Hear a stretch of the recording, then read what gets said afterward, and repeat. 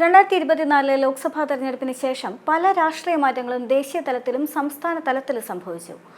ലോക്സഭാ തെരഞ്ഞെടുപ്പ് ഇപ്പോഴാണ് നടക്കുന്നതെങ്കിൽ 343 സീറ്റുകൾ നേടിക്കൊണ്ട് NDA ആധിപത്യം സ്ഥാപിക്കുകയും കോൺഗ്രസ് തോൽക്കുകയും ചെയ്യുമെന്ന് India Today C Voter Mood of the Nation അഭിപ്രായ സർവേ റിപ്പോർട്ട് ചെയ്യുകയാണ്. കോൺഗ്രസ് നയിക്കുന്ന ഇന്ത്യ സഖ്യത്തിന് ഇന്ന് തെരഞ്ഞെടുപ്പ് നടന്നു കഴിഞ്ഞാൽ 188 സീറ്റുകൾ മാത്രമേ ലഭിക്കൂ. 2024 ലോക്സഭാ തെരഞ്ഞെടുപ്പിൽ ഇന്ത്യ സഖ്യം 232 സീറ്റുകളാണ് നേടിയത്.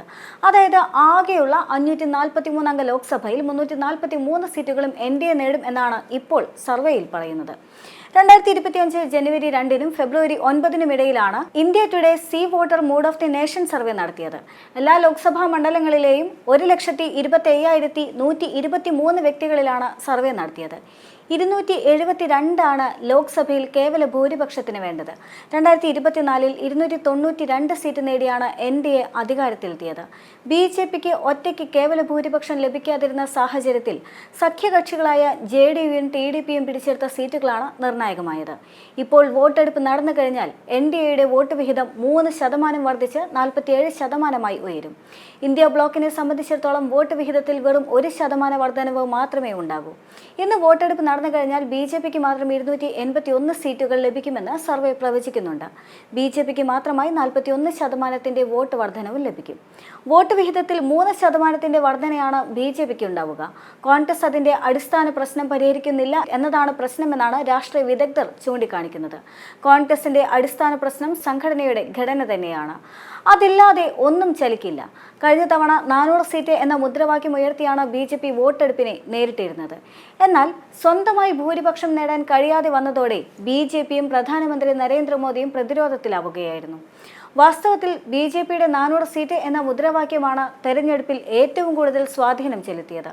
ഇത്രയും മൃഗീയ ഭൂരിപക്ഷം ലഭിച്ചു കഴിഞ്ഞാൽ BJP ഭരണഘടന മാറ്റുമെന്ന് വോട്ടർമാരെ ബോധ്യപ്പെടുത്താനായി കോൺഗ്രസിന് സാധിക്കുകയും ചെയ്തു. ദളിത് OBC വോട്ടുകൾ കോൺഗ്രസിലേക്ക് എത്താനും ഇത് കാരണമായി. എന്നാൽ ലോക്സഭാ തെരഞ്ഞെടുപ്പിലെ മുന്നേറ്റം പിന്നീട് കോൺഗ്രസിനോ ഇന്ത്യ സഖ്യത്തിനോ നിലനിർത്താനായില്ല. ലോക്സഭാ തെരഞ്ഞെടുപ്പിന് 6 മാസത്തിന് ശേഷം മഹാരാഷ്ട്ര, ഹരിയാന, ഡൽഹി എന്നിവിടങ്ങളിൽ തുടർച്ചയായി തെരഞ്ഞെടുപ്പ് വിജയങ്ങൾ നേടി BJP സ്വാധീനം തിരിച്ചുപിടിച്ചിരുന്നു.